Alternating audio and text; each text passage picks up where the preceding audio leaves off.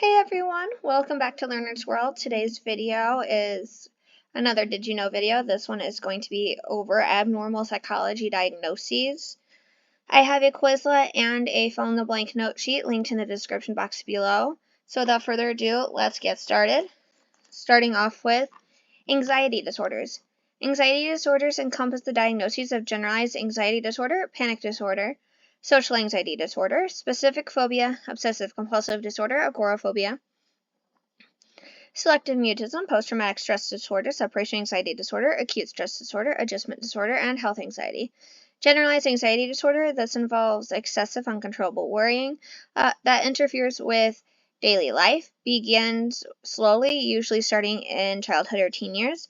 With generalized anxiety disorder, there may be other mental health disorders being dealt with at the same time.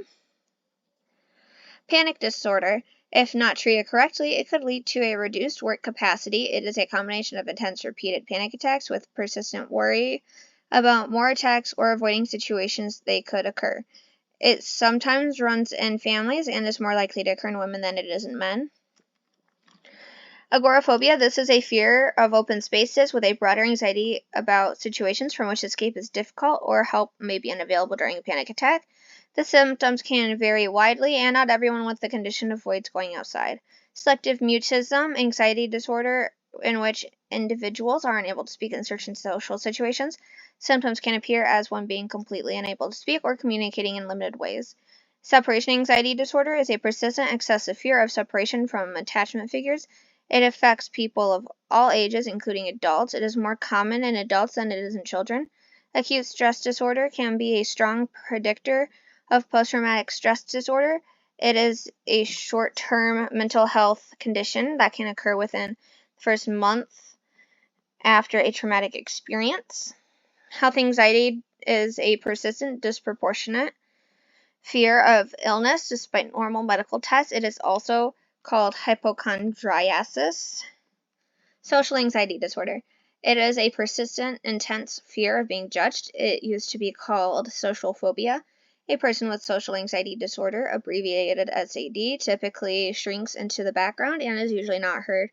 People with social anxiety disorder constantly obsess over what they could have done or said differently in social interactions. It can also present with physical symptoms. Public speaking is found terrifying. Simple activities like phone calls can trigger anxiety. The feelings of anxiety or fear are often present in situations where the person may be scrutinized, evaluated, or judged by others. They may also experience these feelings in everyday things like using a public restroom. Next, we have specific phobias. Specific phobias are common. About 19 million Americans have one or more phobias, which range from mild to severe. They equally affect men and women, though men are more likely to seek treatment. Specific phobia is an extreme fear of an object or situation that generally isn't harmful. Causes are complex. Causes span from traumatic experiences to learned behaviors to genetics and brain structure. These fears are intense and long-lasting. Physical symptoms include increased heart rate, increased blood pressure, sweating, and dizziness. Sometimes the people may feel powerless to stop the fear. Obsessive-compulsive disorder, or OCD. The obsession is usually over something like whether or not the door is locked, and the compulsion is what's going to solve the obsession. There is a subset of OCD patients who exhibit no visible symptoms of their compulsions but rely on internal compulsions, such as repeating phrases in their heads, constantly trying to reason their obsessive thoughts away. This helps to alleviate anxiety-caused obsessions, which is a subtype of OCD called pure obsessional OCD. The environment in which one grew up has very little risk of developing OCD later in their life. There are several treatment options available for those suffering from OCD. While these methods may not provide a long-term cure, they can help control the symptoms so they do not inhibit people's ability to participate in their daily routines and activities. Therapy and medication are the two main treatment methods for OCD, with a combination of both methods being the most effective option. Unlike other anxiety disorders, OCD does not affect one gender, age group, race, or ethnic background more than another. OCD can manifest as body-focused issues like hyper-awareness to blinking and breathing. Stressful events and trauma can increase the risk of developing OCD. Adjustment disorder.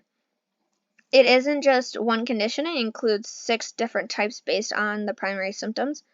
With a depressed mood, main symptoms include feelings of sadness, hopelessness, and fearfulness. With anxiety symptoms, you're going to see jitteriness, nervousness, and worry. With mixed depressed mood and anxiety, the person will experience a mix of these symptoms. With the disturbance of conduct subtype, behavioral problems are exhibited. With mixed disturbance of emotions and conduct, emotional symptoms and behavioral problems are exhibited. The category of unspecified is when symptoms don't fit into another subtype. This is not a long-term mental illness. This is also not the same thing as PTSD. Negative and positive stressors can result in adjustment disorder. It is a stress response, but remember it's not just stress. It is characterized by a disproportionately strong emotional and or behavioral reaction that significantly impairs daily life. Post-traumatic stress disorder. This can stem from any traumatic event. It includes accidents, abuse, and natural disasters. 6 in every 100 people in the U.S. will experience PTSD. 36.6% of people experience severe symptoms, 33.1% experience moderate symptoms, and 30.2% experience mild symptoms. PTSD was officially recognized as a diagnosis 42 years ago, though there was no official diagnosis until it was added to the Diagnostic Statistic Manual, or DSM, of the American Psychiatric Association in 1980. Caregivers can develop symptoms too. Caregivers can experience PTSD because of what happened to their loved one. Experts don't know much about how this happens, but stress can play a significant role. Not everyone gets PTSD after a trauma. Statistics show that 20% of people who experience a trauma develop PTSD. Symptoms don't start right away. Within at least 1 month of a PTSD diagnosis, one must experience 1 re-experiencing symptom, 1 avoidance symptom, 2 arousal or reactivity symptoms like irritability, and 2 cognition and mood symptoms like difficulty sleeping. Personality disorders. The DSM-5 indicates that 15% of adults in the U.S. have a personality disorder. Some studies indicate that it may even be between 10 to 13%. This is equal to or possibly more common than the percentage of people with a substance use disorder or an addiction. Personality disorders are generally hidden disorders. Most people with a personality disorder may not know that they even have one. Personality disorders are believed to be unchangeable, but over the last 2 to 3 decades, breakthroughs and treatments have been successful in improving the behavior of some individuals with personality disorders. People with a personality disorder are more likely to harm themselves than they are to harm others. Personality disorders are an enduring pattern of dysfunctional behavior. Mood disorders. Those who have a parent that has a mood disorder have a greater risk of having a mood disorder. Mood disorders include major depression, dysthymia, bipolar disorder, mood disorder linked to another health condition, and substance-induced mood disorder. Dysthymia is an ongoing chronic low-grade depressed or irritable mood that lasts for 2 years. Mood disorder linked to health conditions is a health condition related thing which includes cancer, chronic illnesses, and injuries that can trigger symptoms of depression.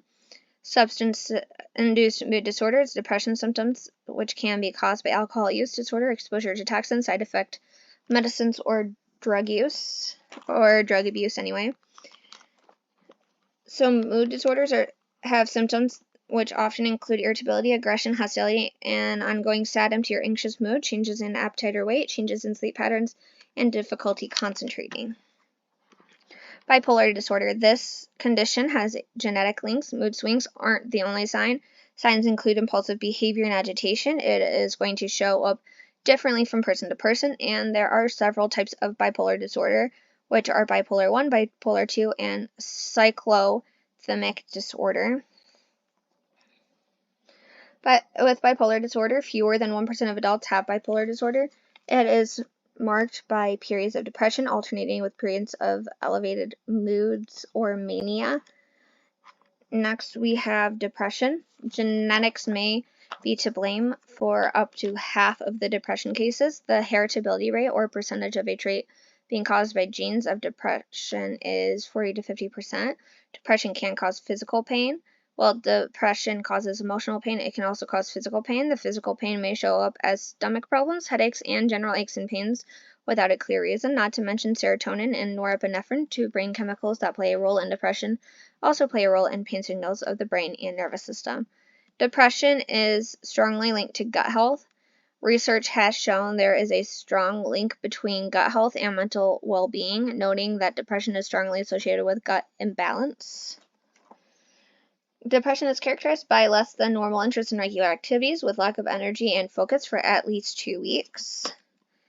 Attention deficit hyperactivity disorder, or ADHD. ADHD is diagnosed differently in children and adults. The main difference between diagnosing adults and children with ADHD is the number of symptoms that the individual will have. ADHD symptoms can cause problems in daily life, i.e., difficulty paying attention, disorganized procrastination, etc. Over 2/3 of people with ADHD have coexisting conditions, which include anxiety and mood disorders, behavioral and conduct disorders, learning disabilities, autism spectrum disorder, and sleep problems. ADHD involves significant emotional dysregulation, which makes it hard to control intense feelings. Next, we have dissociative identity disorder, abbreviated to DID. It has been found to occur in as much as 1% of the general population. Against popular belief, people with dissociative identity disorder are no more violent than the general population. Though it is believed to be the same as schizophrenia, it is not. It is also very difficult to diagnose. DID is characterized by different states of consciousness, memory, and perception stemming from childhood trauma. Next, we have schizophrenia. It does not involve split personalities. It is characterized by auditory and visual hallucinations, amnesia, and altered perceptual experiences. Symptoms usually emerge in adolescence. Symptoms usually appear in women in their late 20s and early 30s, and symptoms appear in men in their late teens and early 20s. It manifests positive and negative symptoms, not positive and negative in a good or bad sense, but the term positive refers to symptoms like hallucinations and paranoid thoughts. The term negative refers to symptoms which include healthy traits patients lack, like motivation. There are genetic and environmental causes. People with a family member who has schizophrenia are more likely to develop schizophrenia. As far as a connection to environmental factors, schizophrenia is often triggered by early childhood trauma or substance abuse in those who may be predisposed to it. Symptoms such as lack of motivation and social withdrawal aren't always recognized with schizophrenic patients. Eating disorders. Anorexia, also called anorexia nervosa, it is a life-threatening disorder. Symptoms include unhealthily low body weight, an unrealistic view of weight and body shape, and an intense fear of gaining weight. Can also include severely limiting calories or cutting out certain foods or food groups. Bulimia, or bulimia nervosa, is a serious life-threatening condition. It includes episodes of binging, followed by episodes of purging. Involves being preoccupied with weight and body shape, with a severe and harsh self-judgment of personal appearance. Binge eating disorder involves eating food in a short amount of time. Purging does not follow the eating. During a binge, people may either eat food faster or eat more food than planned. After a binge, they feel disgust, shame, or guilt. And last but not least, for eating disorders, is avoidant and restrictive food intake disorder. It includes extremely limited eating. The pattern of eating doesn't meet minimum daily nutrition needs. This may lead to problems with development, growth, and functioning in daily life. Next is substance use disorder. Brain changes drive the compulsion.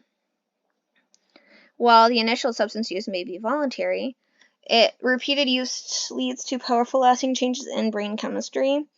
It is a common misconception that people who misuse substances are homeless or struggling to stay off the streets. Many with substance abuse problems hold down jobs and have families.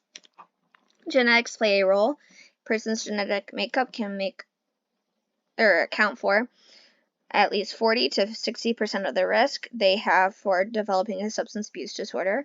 The substance they're using may impact how long it takes them to become addicted.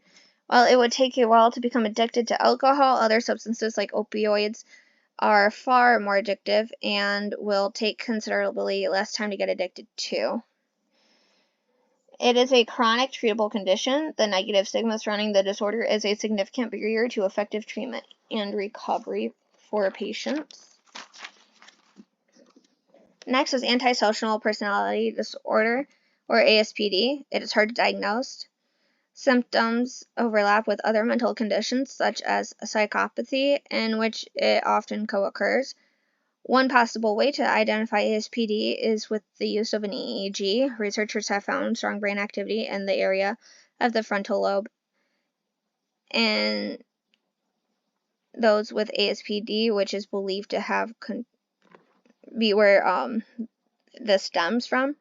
Symptoms usually appear by about 15 years of age. The initial diagnosis is usually conduct disorder. Children who are diagnosed with conduct disorder typically show a pattern of disobedient or aggressive behavior that can harm others.